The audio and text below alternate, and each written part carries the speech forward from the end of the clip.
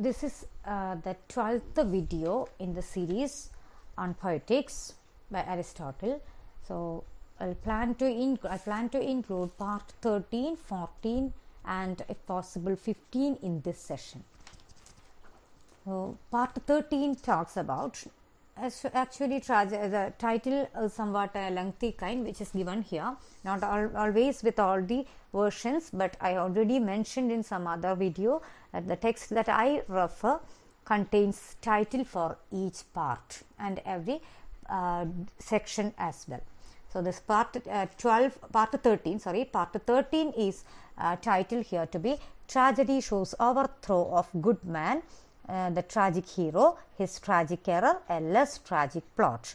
So here let us see, for the finest form of tragedy, the plot must not be simple but complex. Two kinds of plots can be there.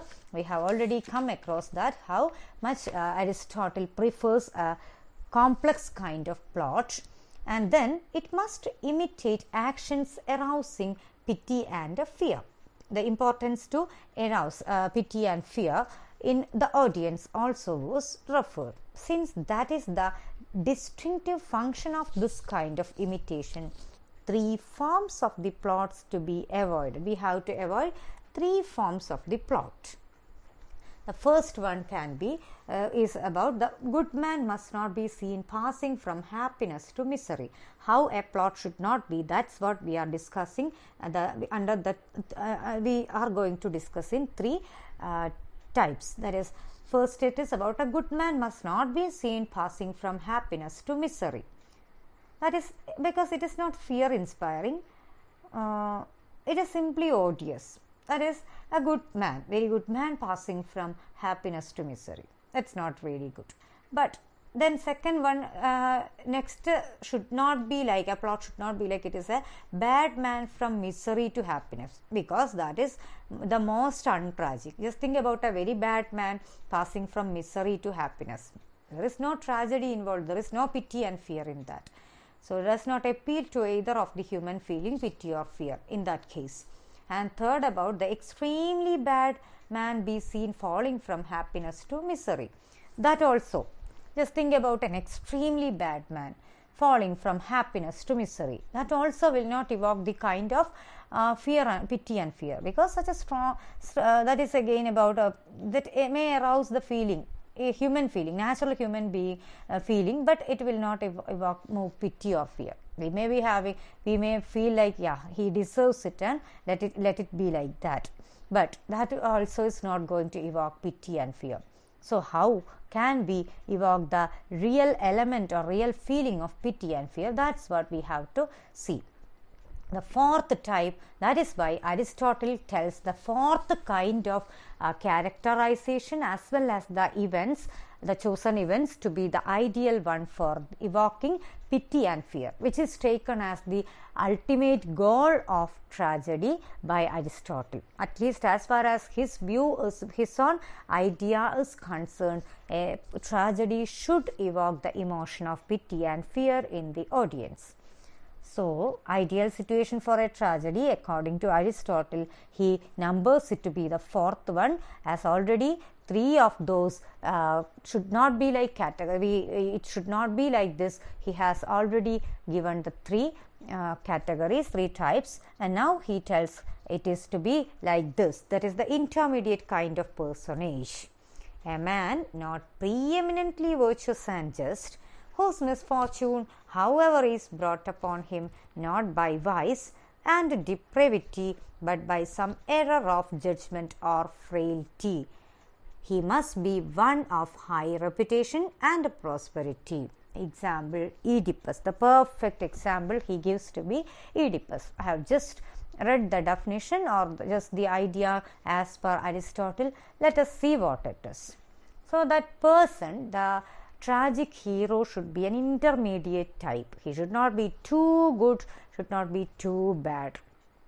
That means he is an intermediate, that is one among us. Obviously, if we want to tell, to evoke the feeling or to make us or to have an identification with the character. This is nowadays we have a different version, different perspective on the identifying with the characters. Even Plato argued against this identifying with the characters. Still, this is just about our at least having an empathy. Only then something befalling the person can have an impact on in the audience, right? So in that sense, a person who is not preeminently virtuous and just because that misfortune has a different impact on that. It's not about pity and fear, but just think about a person who is very bad. That also will not bring any effect, but an intermediate person of course can have an impact on us because he may be one among us. He may be very ordinary human being, or even if it is a king, but the kind of situations he goes along with or he has to face, something has to do with it. That has something to do with our situation, our daily life situation, like having some to choose something, to make a decision. All these are the things we come across, the situations we face every day. And just think about the person making a decision out of an error of judgment. The hamartia, the concept of hamartia also will come here sooner or later. That is the error of judgment. With that, if he didn't choose that, or if he could stay away from choosing that, this entire situation, entire tragic events would have been different. So that is the point at which we feel real pity and fear for the same person. That means again fear out of the feeling that, oh, I also come across such situations. I also have to make a lot of decisions, or I will have to make a lot of decisions sooner or later. So if I choose like him, if I make the decision as he has done, what my situation will be, that will evoke fear in you. That is how the audience, the evoking of pity and fear matters.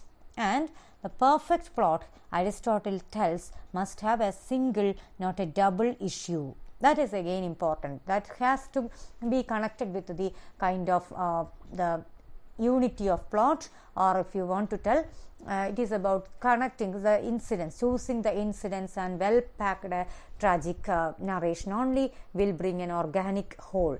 Otherwise it will be of an unlikely length and we won't be able to enjoy the beauty. All these points we have already we have already come across, because in different parts here and there Aristotle himself had mentioned all these.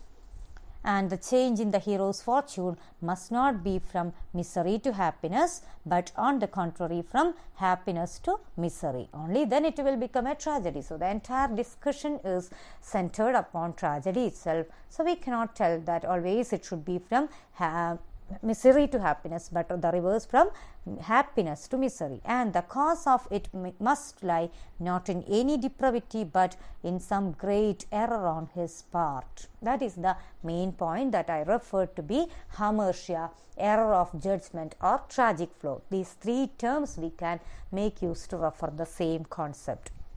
And giving the tragedies unhappy ending is the right line to take place. Only perfect ending for a tragedy is an unhappy ending, so that there is no other option left out for a proper ending of tragedy. So that's all with the part 13, and let me go to part 14 of this session, part 14 of poetics. That is about pity and fear should not come from plot, that the title goes like, not from the scenery or tragic situations. The tragic fear and pity may be aroused by the spectacle, but they may also be aroused by the very structure and incidents of the play. We have two options to make the effect, the tragic events and their effect to be felt by the audience.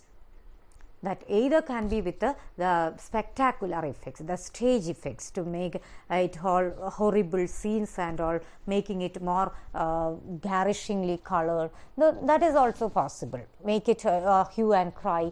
But there is another better possibility to bring the effect of pity and fear by the very incident, the structure of the very structure of the plot, or with the strength of the incidents in the play, which is the better way and shows the better effect. That is the argument of Aristotle. The second one only is preferred by Aristotle.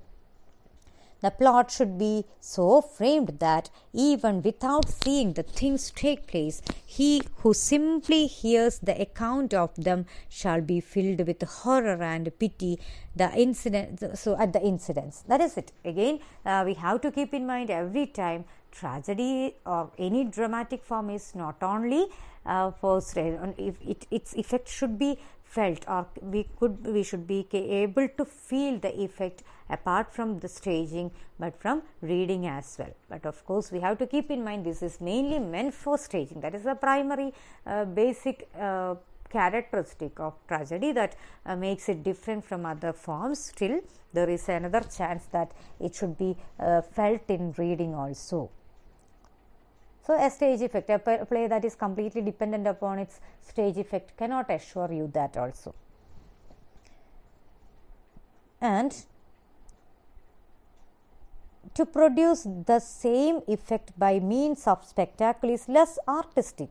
That is it. A stage, the spectacular effect is always the skill of a stage mechanic. The writer, the playwright, his artistry, his dexterity, his skill doesn't have anything to do with such a spectacular effect, or if the play is wholly dependent upon a spectacular effect. Actually, the playwright, actually these are the rules Aristotle gives, the ideas Aristotle brings forth for the better writing of a play, composing of a play. So that's it, and requires extraneous aid. That means a stage effect actually requires extraneous aid. Those who make use of the spectacle to put before us that which is merely monstrous and not productive of fear. It's maybe monstrous to bring the effect of fear. You can have very monstrous portrayals, monstrous scenes, very horrible scenes evoking real unlikely feeling, but that is not the real fear Aristotle means here. Are wholly out of touch with the tragedy. Those are out of touch with the tragedy. So, not every kind of pleasure should be demanded of a tragedy, but only of its own proper pleasure.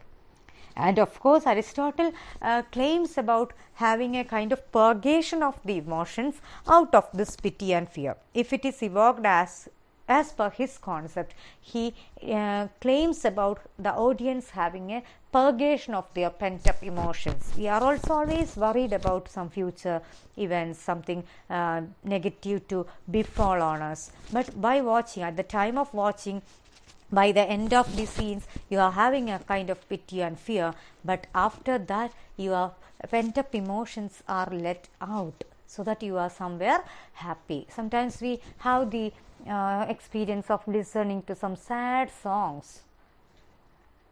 Essentially those are sad songs, and there is no possibility of our being happy about it.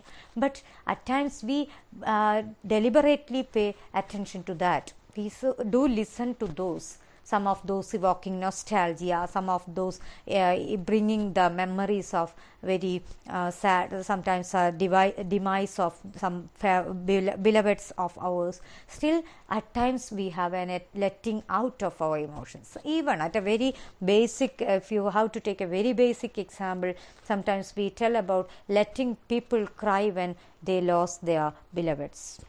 Otherwise, it is like they repress their feelings, their worries, and then all of a sudden, at times they they go out of their nerves. That's why we tell about letting our feelings out, either by crying or by in Aristotelian view, it is about watching out a better tragedy and having the elements of pity, the feeling of pity and fear. By that, you are driving away your pent up emotions and worries.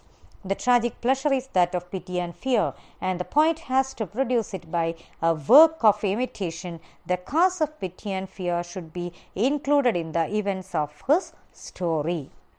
So, with that sentence, Aristotle ends up part 14. Now, with the part 15. I would like to mention part 15 also in this, because it's a very short session. It is about character should be good, appropriate like its prototype, consistent its relation to plot. Those are the things that are going to be discussed here.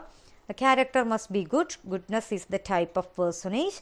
Second one, to make them appropriate. That is not appropriate, it's a form, that is female character to be manly. As per Aristotelian view, a female character should not be manly, or a male character should not be womanly. So this is about the appropriateness he means. Of course, there may be a lot of arguments against that. Sometimes there can be supportive statements, but this is about what we can talk about Aristotelian point of view. Then we will have to talk about all these. And third one, it is true to life. The character, ultimately he should be a man of somewhat a better state, a better approach towards life and truth. So the fourth one is about the consistency, the consistent and the same throughout. So in the beginning the person is so bad, in the middle he is so good, and so that goodness is sometimes continued. Or that should not be the case. The consistency of nature, that should be the. Sometimes he may be a person of a very tensed nature. See, just think about Hamlet. You can talk about him to be a very good example for a tragic hero. His problem is about procrastination. So the essential quality that is implied in him is about he is being unable to take any decision. So that is always that is consistently there with him as a character. It's not like in the beginning we see him to be really courageous, and at some point he loses that courage, and sometimes he's again. It's not the way. It's completely throughout the play. He is shown to be somewhere very what do you call a person of not being able to act, a person of dilemma and all. So next it's about the denouement. Denouement also should arise out of the plot and not depend on a stage device. So denouement will be discussed. That is as a tragedy is an imitation of personages better than the ordinary man. We in our own way should follow the example of good portrait painters who reproduce the distinctive features of man without losing the likeness, make him handsomer than he is. Sometimes we will have to add beauty to the character. That is fine, but that should not be at the stake of making the character somewhere inconsistent or anything. We have to maintain a likeness to the character. At that same time, we can add beauty to the nature. But denouement and all that will be, I think the discussion will have to be with the part where Aristotle mentions it itself. Somewhere this is the problem when we follow the order of the textual narration.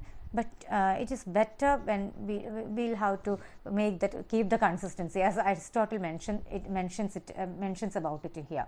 So denouement is a term that is to be mentioned only along with the other concepts that come only then it will be clear. So in this part I am not going to talk about denouement. Denouement is a very term, even the spelling is to be noted down, that will be talked later.